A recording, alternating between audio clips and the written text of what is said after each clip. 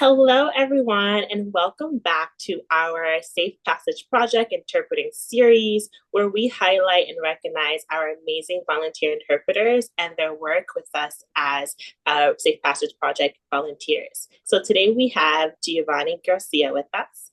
Hi, Giovanni, how are you? How are you doing? Good. Hi, how are you? Doing quite well. I am so excited to have this conversation with you. Thank you once again for joining us and taking the time out of your day to embark in this conversation. Giovanni comes from a background of being a brand writer with Alight, which is a humanitarian organization working to better the lives of displaced peoples around the world. He started volunteering with us back in 2022 because he is also an immigrant himself, and he just wanted to help others in this journey that was a little bit more difficult than his. So, with that being said, Giovanni, if you could tell us about your journey with the Spanish language and what does your day to day job look like? So, I am originally from Mexico, and my family and I moved to the US when I was 12 years old. And so I'm a native speaker, obviously. And the reason that, as you just said in the introduction, that I feel that my journey was much easier than that of other people is that, as you probably know, in South Texas, because it used to be a part of Mexico, what a lot of Mexican Americans in South Texas say is we didn't move across the border, the border moved across to us. And so my grandmother was technically born in the US, but it was like at the turn of the 20th century. So it was it was a very porous border back then. So she grew up as a Mexican in Mexico, but through the technicality that she had been born here, my father was able to get citizenship, and then the family got citizenship. Um, and that is one of the things that I'm very conscious of. It was not through any of my doing. It was just sheer luck. And and it frustrates me to see so many people struggling to come here and facing so many obstacles and so much opposition. And that's why I would love to help in any way that I can. Yeah. And we appreciate you naming like your reality and the ways in which that you were able to have this life and through the work of your grandmother. I think that's really just essential to the stories in which you hear on a day-to-day basis with our young people. Now, I briefly named that you work within an organization called Alight, and you're doing a lot of similar work where you're helping people that are being displaced as well. Can you speak a little bit about that and what your day-to-day looks like? So yeah, I actually haven't been working at Alight for that long. I started in August of this year, but I was really excited to start working there. I wanted to actually devote myself to doing something along these lines. And what that organization does is, as you said, like they help displace people across the world, including in the US they have. And what I do, it's what you would typically think like a copywriter does. So I help write case studies. I write for the website. I write mailers. I write brochures, that sort of stuff. I recently helped with a language guide, which I think was, so far the most exciting thing I've done there, because in it, we talk about how important it is, the way that we talk about people, to not reduce them just to their circumstances, to always remember that they're full people with full lives, and to just refer to people as like, the displaced, or even worse, like calling them illegal immigrants or something, that it dehumanizes people who are just as complete and have the same dreams that people like you and I do. So that's what I do. I love it. Every time I am in conversation with an interpreter, I'm always just so fascinated by the work they do outside of the volunteer work that they would do with us. So thank you so much for sharing that, and also just speaking to the ways in which that we want to give back agency and language, and how we are describing people that are moving through different experiences, for instance, being displaced. So, with that being named, your journey to us may seem different from a lot of other interpreters. Can you speak about that, and what really led you to wanting to volunteer with Safe Passage, or how you found out about us? So honestly, it was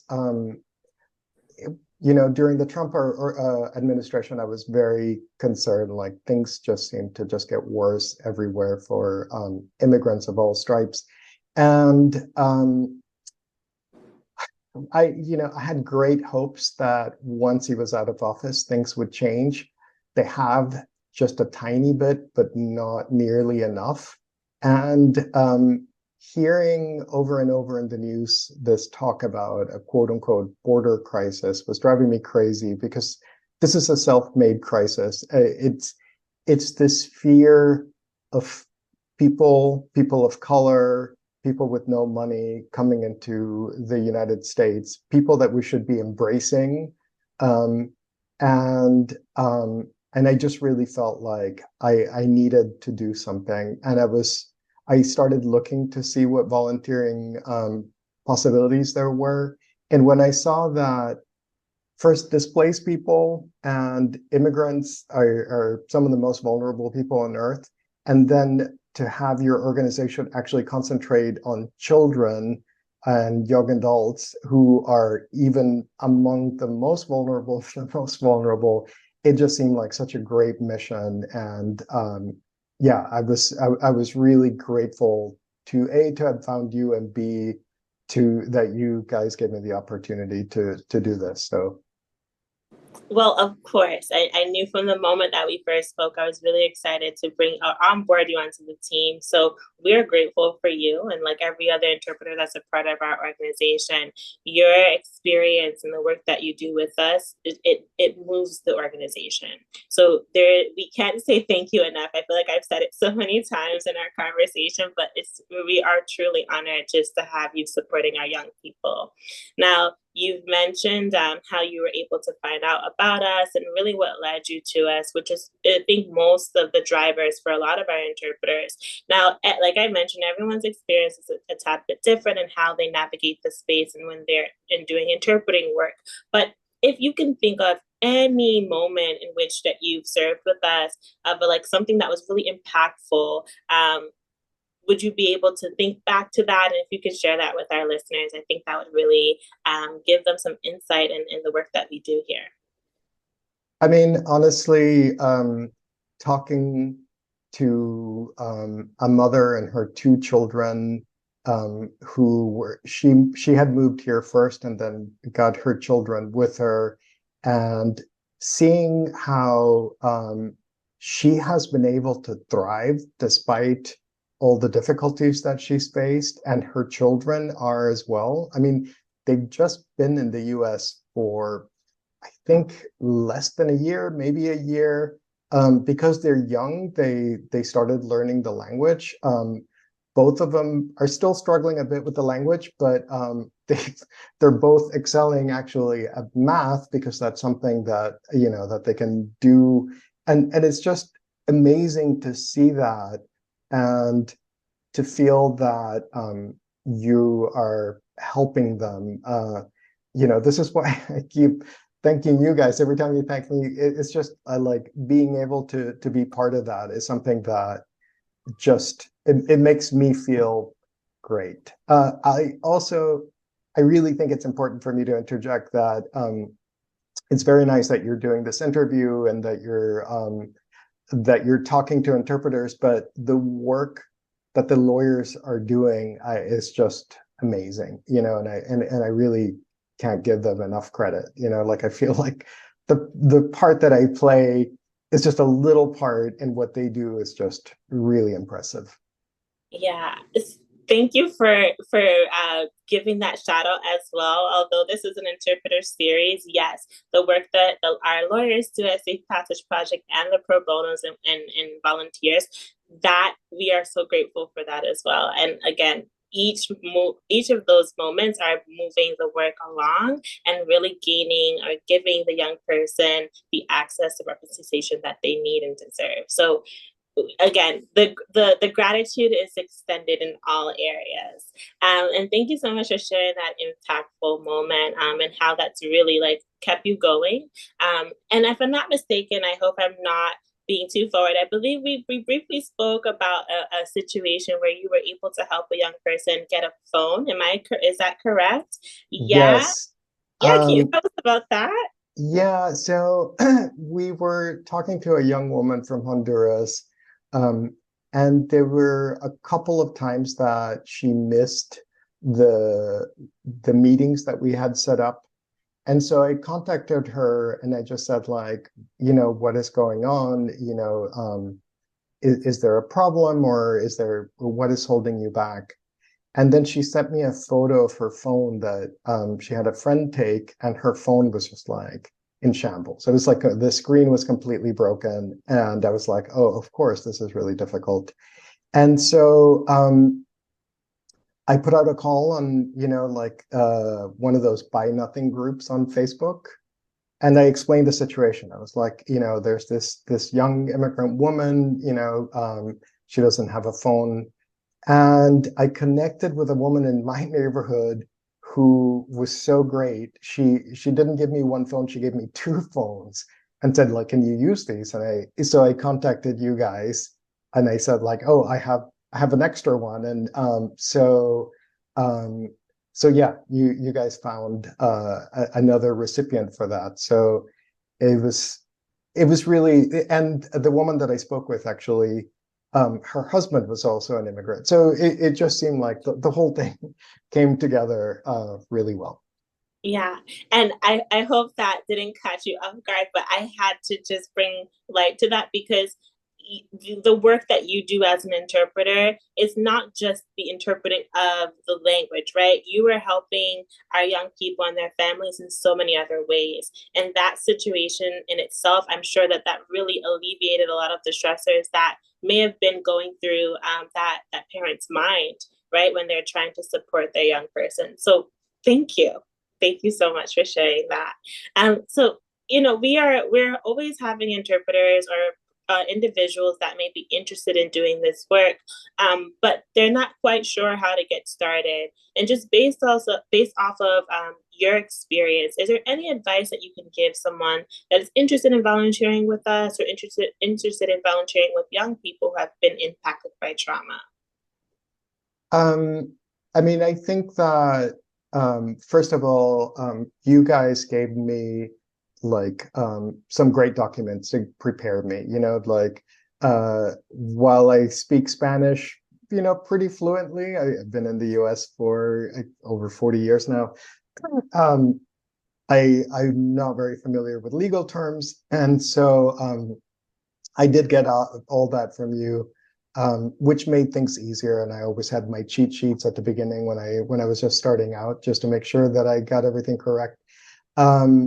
The other thing was that it's very clear once you start doing it that it's really important to listen, not just to what the lawyer is saying, but what the other person is saying, and kind of being able to tell the lawyer not just a literal translation, but to kind of explain, the feelings that you're starting to sense from the person as they're speaking. You might say, like, well, their answer was this, but I could tell that they were very uncomfortable. So, and so that, I think, is just something that you just kind of learn as you're doing. The other thing I would tell people is that, yeah, to just be aware, there's a lot of joy in what you do. The lawyers and the clients are both going to be like very grateful and very happy, but you will hear some tough stories.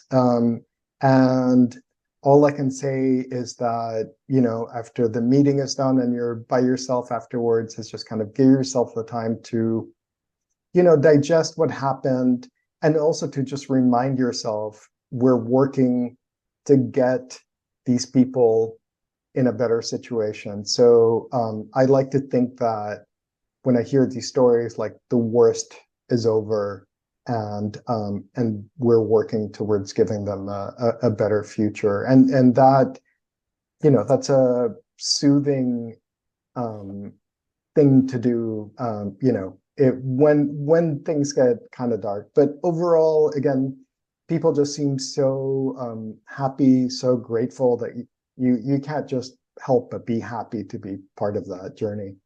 Yeah, I've heard a lot of great advice coming from that. Some things that involve like self care, and we'll get into that as well later in our conversation. But active listening is one thing that I've also gotten out of that, and a lot of our interpreters have named that as well. So thank you so much for sharing that advice. Now, in reference to advice, when you think about things that have supported you, you had mentioned that we give you documents, so you use it as your cheat sheet. Are there any other tips that may come your way that have helped you when you were working with trauma-informed people? You briefly spoke to this, but if there's anything else that comes to mind that you could share with our audience. Yeah, that's a good question. I mean, I think that was, like I kind of implied it when I was talking about being really aware of how the people you're talking to sound, and communicating that also to the lawyer as you translate, because the lawyers, just like they're going to be very sensitive.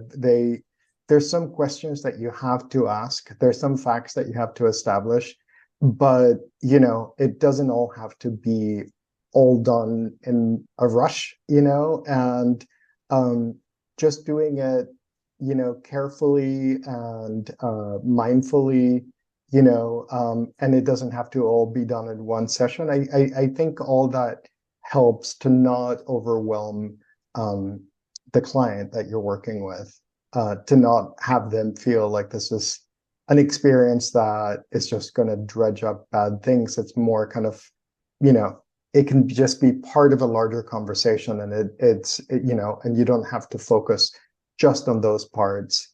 And I think that helps everyone, not just them, but also yourself. Yeah. No, please correct me if I'm wrong, but I do remember there was a scenario where you were working with a young person, and I believe you alluded to this earlier, where you're just trying to gauge the energy in the space.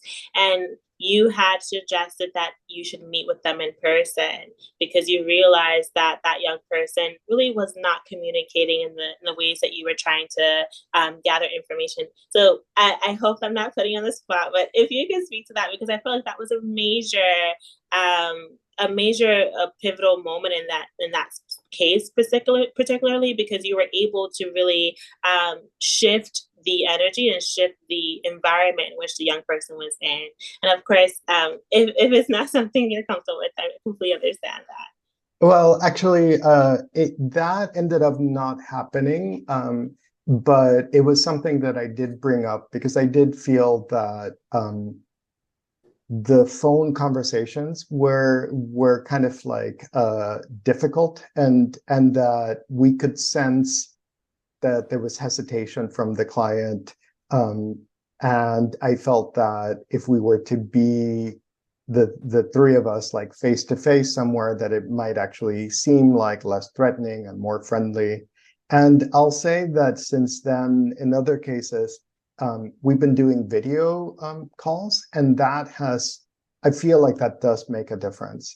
Particularly, we were talking to one child who had developed, understandably, kind of a fear of strangers because of his experiences before leaving the country.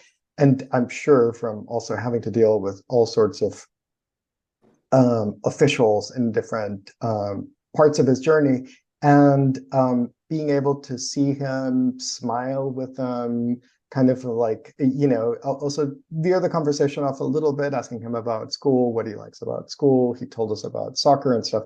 And you can see the whole thing change. And I think that if it were just a phone call, that would have been much more difficult. So I think that even if it's not in person, but just being able to have a video conversation like we're having right now, whenever possible, that also makes a difference. Yeah, thank you for sharing that. And although it didn't work out in the ways that you were hoping, I do find it was very important for you to have made that suggestion. And it speaks volumes to just how we can, although yes, it is a remote space, you're still able to make sure that the young person feels comfortable. And I think that's really what I got from that was you recognize that there is a lack of comfortability, and you wanted to really like ensure that the young person knew that we are here to support them. So thank you for making that suggestion. And I asked that because I know that oftentimes interpreters are not too sure. I'm like, how much leniency is there? And thank you for just taking the initiative and asking if that's possible, because I'm sure it did shift and give some space to the young person to open up to you, which it sounds like it did. So that's amazing. So you briefly talked about some self-care. You didn't explicitly name it, but you mentioned that you're going to hear some tough stories, and that's the reality of the work within our organization and really supporting our young people that are moving through trauma. And you said something along the lines of when you hear those cases, just decompressing and taking a step back and just like processing the information. And that's something often we see as like vicarious trauma, right? So with that being named, like what are some of or how do you center self-care in your work and mindfulness while you're navigating these difficult conversations? I think, as I said, is kind of accepting it, understanding it, but also concentrating on the long-term goal, not just concentrating on like, this awful thing happened, because yes, sadly, there's a lot of awful things happening and they're going to continue to happen in the world. But reminding yourself, we're here to actually move beyond those points, right? I mean, it's not like what we're all like pushing towards, what we're aiming for is to actually get to a better place. And so at least for me, like that really makes a big difference. It kind of allows me to retain my optimism and to also just look forward to doing these things.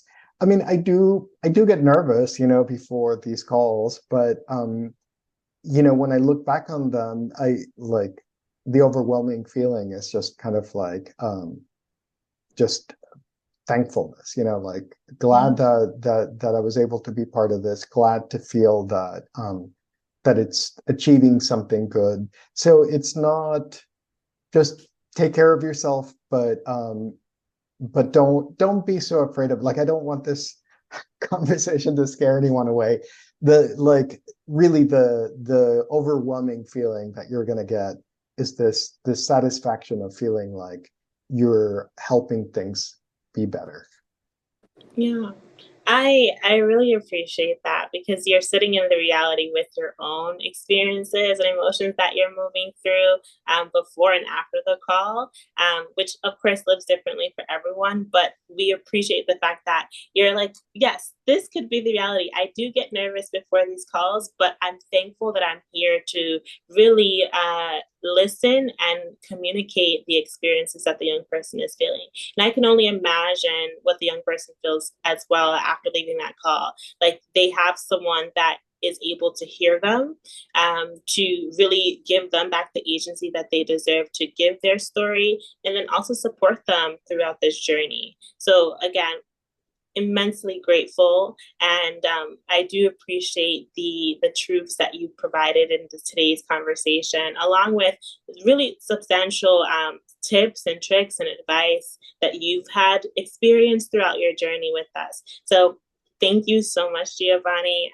This was an amazing conversation. I have been looking forward to this. To start off the new year, it is an amazing way to have you as our first conversation of the new year. So thank you for being the pivotal starter for that. And with that being said, I'd like to close out the conversation with if you have any other last words that you would like to say. I shouldn't say last words, but anything that you would like to name as we close out the conversation. No, other than, again, I feel like what you guys are doing is really admirable work. I'm very glad that organizations like yours exist. And I honestly hope to be with you and doing whatever I can for as long as I can. We are hoping the same. Thank you so much, Giovanni. It was a pleasure seeing you and hearing your voice again. And we'll have more conversations in the future. Thank you, everyone, for tuning in. Bye, Giovanni. Bye. Thank you, Tatiana. You're quite welcome. Thank you.